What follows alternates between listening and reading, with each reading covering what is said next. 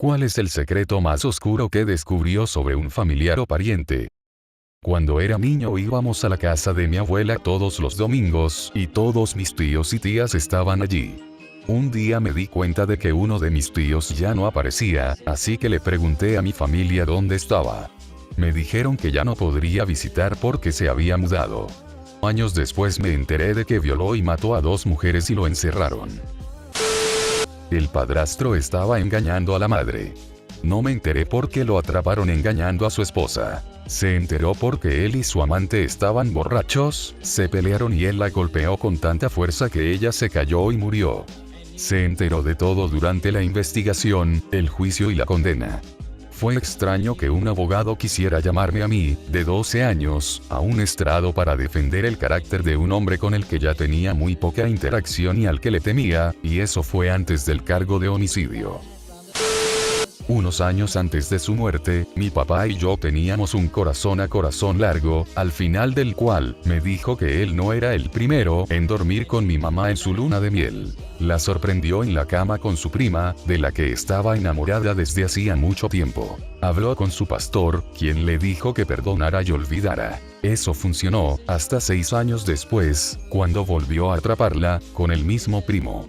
Me dijo que quería irse conmigo, pero finalmente decidió quedarse, porque quería que yo tuviera una familia. Con todo lo que pasó en mi infancia y para él, adicto al trabajo, diabetes, infarto, desearía que se fuera y fuera feliz. Mi padre nació en la zona rural de Texas en 1915. Era el menor de 10 hijos, todos con un año de diferencia, por lo que su hermano mayor, Henry, era aproximadamente 11 años mayor que él. El padre de mi padre murió en un accidente poco después de su nacimiento, por lo que Henry se convirtió en el hombre de la casa aproximadamente a los 11 años. Cuando mi padre tenía unos 9 años, 1924, una pandilla de hombres pasó por su pequeño pueblo, secuestrando niños para trabajar como esclavos, recogiendo algodón a unas 400 millas de distancia. Aparentemente, esto no fue un hecho inusual en ese momento. Se llevaron a mi papá y a 2 de sus hermanos. Henry, que ahora tiene 18 años, regresó a casa de trabajar en un arreo de ganado aproximadamente una semana después, y encontró a su madre histérica por el secuestro de 3 de sus hijos. Siendo el hombre de la casa, a los 18 años, Henry se puso las 6 pistolas de su padre, 2 fundas, una en cada cadera, y se dispuso a recuperar a sus 3 hermanos. Reunió pistas sobre la pandilla de otros habitantes del pueblo, a quienes también les habían robado niños. Se dirigió al este hacia donde estaba bastante seguro de que habían llevado a los niños, en vagones de tren vacíos e incluso en los techos de trenes en movimiento. Le tomó varias semanas, pero al hablar con los lugareños en el camino, que escucharon rumores de secuestros de niños, finalmente se redujo a algunas granjas de algodón donde pensó que estaban los niños. Mi papá, que tenía 9 años cuando le sucedió esto, tenía lágrimas en los ojos cuando me contó esta parte de la historia. Él y 2 de sus hermanos, junto con una docena de otros niños secuestrados, habían estado cautivos en este rancho de algodón durante más de 2 meses, y habían dejado de volver a ver su hogar o al resto de su familia. Los mantuvieron encerrados en un granero, alimentados con sobras y obligados a recoger algodón bajo el cálido sol de Texas. Los golpeaban si lloraban o se negaban a trabajar. Un día, trabajando en el campo, escucharon la voz de Henry llamándolos por sus nombres. Levantaron la vista y vieron a mi tío Henry, caminando hacia ellos, y comenzaron a correr hacia él, cuando uno de sus captores montó a caballo y comenzó a gritar. Henry sacó una de sus pistolas y mató al hombre a tiros. Mi papá ni siquiera estaba seguro de si el hombre tenía un arma y no importaba. El disparo atrajo a un par de rancheros captores más, y Henry también los mató a ambos. Mi papá corrió y abrazó a mi tío, y él les dijo vamos a casa. Mi papá me dice que viajaron en vagones de tren todo el camino de regreso al oeste hasta su pequeña ciudad de Texas, junto con un par de niños más que fueron robados de la ciudad. Cuando regresaron a su pequeña granja, mi papá dijo que su mamá se desmayó cuando los vio. Dijo que Henry guardó las 6 pistolas y nunca las volvió a tocar. No hubo aplicación de la ley, ninguna investigación sobre lo que había sucedido, que mi tío asesinó a 3 hombres para recuperar a sus hermanos. Básicamente, seguía siendo el salvaje oeste de Texas en la década de 1920. Los chicos finalmente se unieron al ejército y la marina, y todos sirvieron y sobrevivieron a la Segunda Guerra Mundial. Mi papá no me contó esta historia hasta después de la muerte de Henry. Siempre había conocido a mi tío Henry como un hombre dulce, de voz suave y diminuto, alrededor de 1,64 m, tal vez 100 libras, que llegó a ser dueño de una imprenta. Nunca lo hubiera imaginado capaz de las hazañas heroicas que realizó, a los 18 años, para volver a unir a su familia. Me enteré por mi padre que uno de mis primos no es pariente de nadie en la familia. Mi tía y su madre solían trabajar en la sala de maternidad de un hospital, y al parecer una mujer llegó un día y lo dio a luz y luego se fue al día siguiente sin él.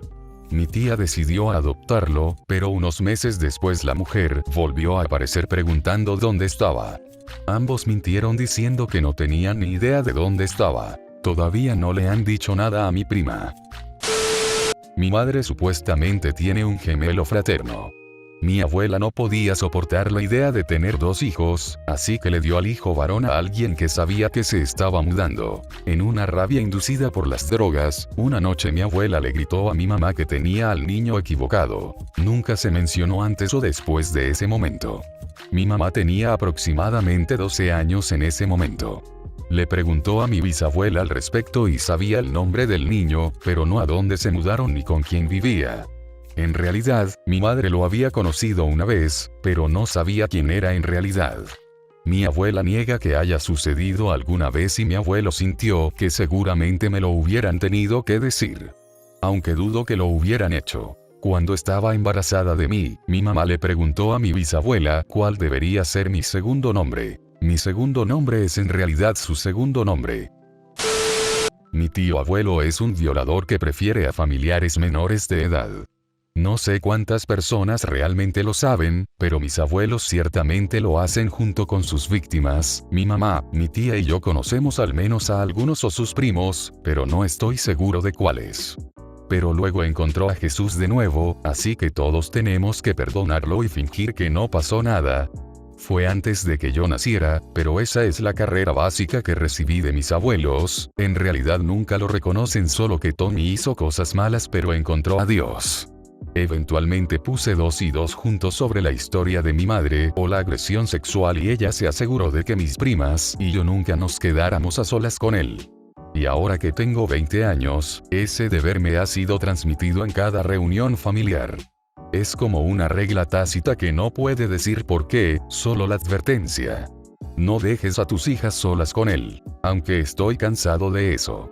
Cansado de ahuyentar a las niñas y tener que fingir que es normal.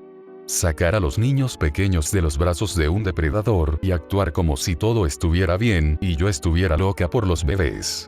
Cuando todo esto termine, no me callaré más. La próxima vez que tenga que estar cerca de él, llevaré a los niños con sus padres con la puta historia completa de por qué es peligroso. Estoy cansado de tener que proteger a un violador para mantener la paz. Mi tío cuenta la historia de que cuando era niño, su hermano mayor quería que saliera a cazar con él al bosque cerca de su casa. Se despertaron muy temprano y comenzaron a caminar mucho más adentro del bosque de lo que solían hacerlo, y se alejaron de los senderos normales que usaban. Mi tío se dio cuenta de que su hermano le estaba dejando ir más y más adelante. Se detuvo y se dio la vuelta para ver a su hermano comenzar a apuntar con la escopeta en su dirección. Le preguntó qué demonios estaba haciendo. Su hermano dijo: "Oh, pensé que vi algo". Mi tío decidió volver en ese momento. Más tarde esa semana regresó y encontró un hoyo que alguien había cavado un poco más lejos del camino. Nunca volvió a ir a ningún lado con su hermano solo. Editado. Mierda, no esperaba ver todas estas respuestas cuando salí del trabajo. Bien, para responder algunas de las preguntas. Ambos son hermanos de mamá.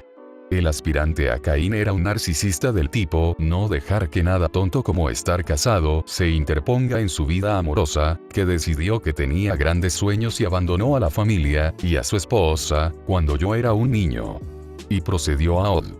Por eso, normalmente no pienso en él como mi tío, porque no tenía una relación real con él. No estoy seguro de por qué no le disparó a mi tío, podría haber querido que pareciera más un accidente o no quería mirar a su hermano a los ojos.